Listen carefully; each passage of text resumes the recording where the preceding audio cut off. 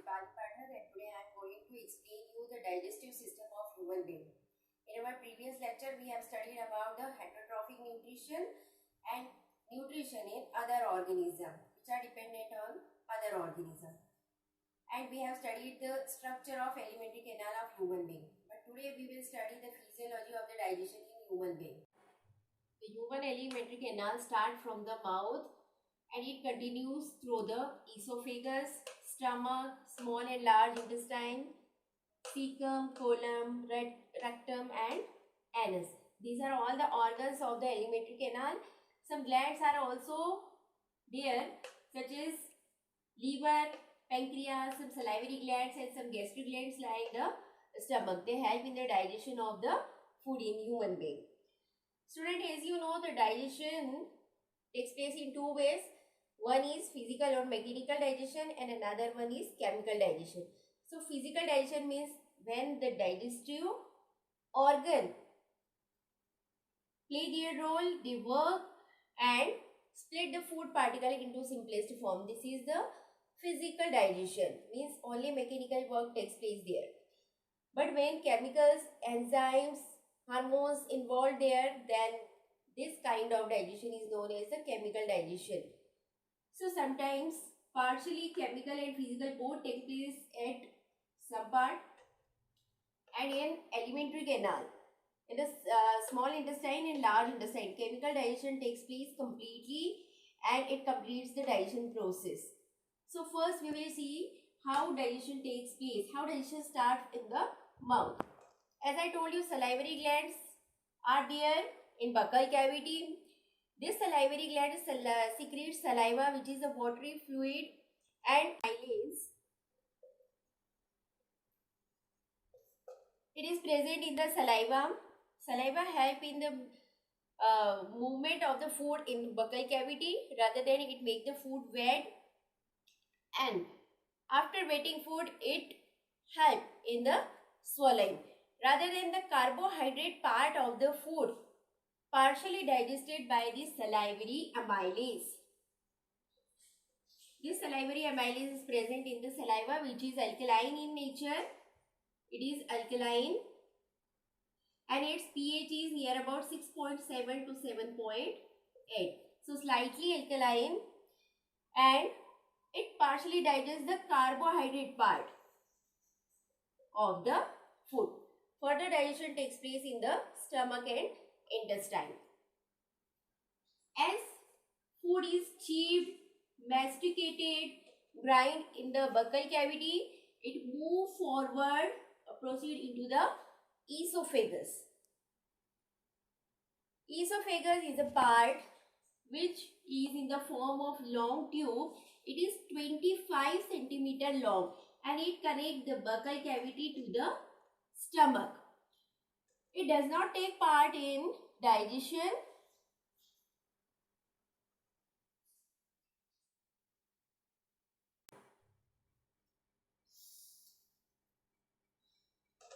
Esophagus is an organ which conveys food from buccopharyngeal cavity to the stomach. During that, esophagus once contract and then dilate, and in this way it push the food forward towards the stomach. So this contraction and expansion movement of the esophagus is called as the peristalsis. Movement takes place in the esophagus to convey food into the stomach. In this condition, the wet food which is in the form of ball is called as the food bolus. The food bolus, when reach near the stomach, there is a muscular wall at the upper end of the stomach which is called as sphincter. It opens due to the tactic sensation, and after that the food enter into the stomach and again the wall closes. As food enter into the stomach, the chemical digestion start. There are some enzymes which stimulate the stomach cells or glands to release the gastric juice and hydrochloric acid for the digestion of food. These enzymes are gastrin and secretin.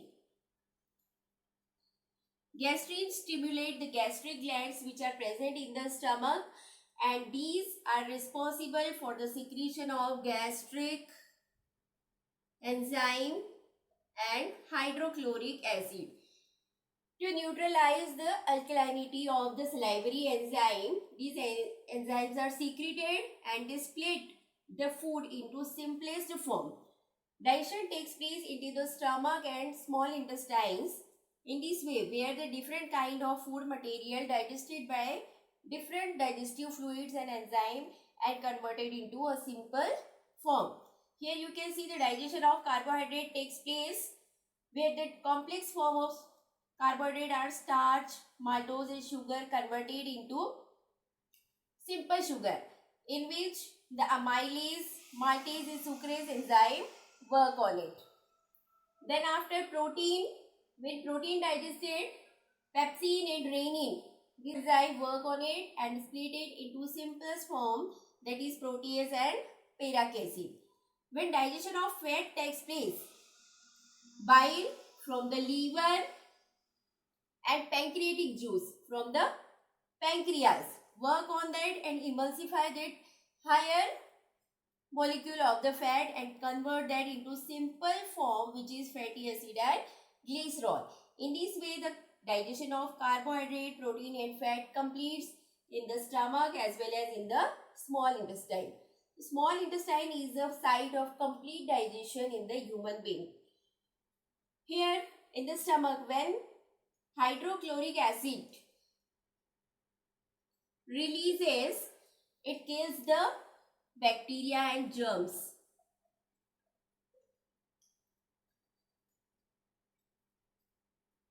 And provide acidic medium for the digestion of food. Now liver is a gland, largest gland of the body, and it secretes the bile juice. Bile juice secreted by the liver, which help in the emulsification of the fat. So it is responsible for the fat. One more enzyme which is called as lipase, which are secreted by stomach and intestinal wall. They help in the digestion of fat. So in this way, liver, pancreas, stomach and small intestine pour their digestive fluids on the food and break down them into simplest form. This is a transverse section of the gastrointestinal cavity of the human. It's a part of digestive tract. From outer to inner, it consists of different layer. First is serosa, which is outermost layer. Rather than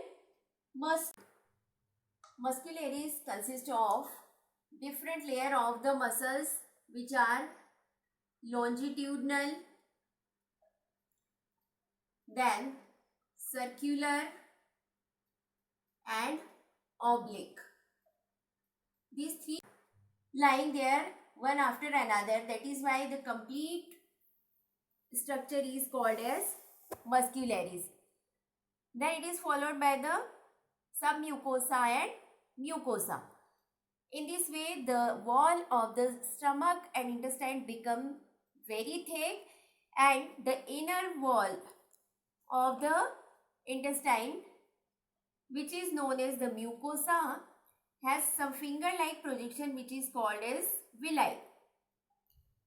These villi are there for increasing the stay for long time in the digestive tract, and digestive enzyme can react on that and digest that properly. Some mucosa and mucosa layer secrete a thick sticky fluid which is called as mucus. This mucus is very important substance because it protects the lining of the intestine and stomach from the action of acid and digestive fluid, rather than they engulf the pathogens and protect us from the infection. Villi consist of blood capillaries and nerves. So they help in the sensation and absorption of the food. In this way, these layers are helpful for the digestion. This submucosal layer consists of many blood vessels, nerves and glands which are helpful in the digestion. Once again, we will revise the digestion in human being. Let's recap here. Digestion starts from the mouth where salivary amylase react and it partially digests the carbohydrate part of the food and it provides the alkaline medium for the digestion of carbohydrate. As food move forward in the form of food bolus, it enter into the stomach where due to the action of gastrin enzyme, gastric glands secrete gastric enzymes and hydrochloric acid which split food in a simple form. Then it moves forward into the small intestine.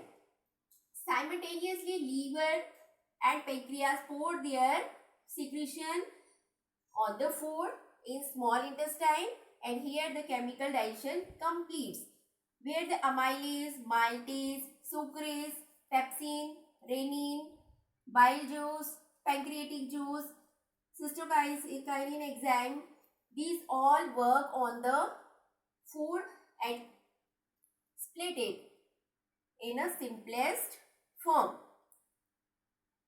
Rather than the food enter into the large intestine. Large intestine is a part where the absorption takes place. It's a very broad part of the digestive tract.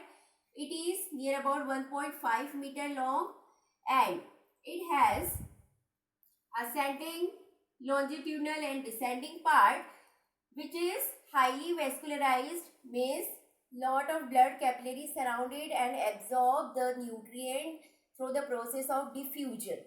When nutrient absorbed into the blood capillaries, they send for the assimilation, for getting energy and remaining undigested food that is stored in the rectum part of the large intestine and timely it is digested or removed out from the body.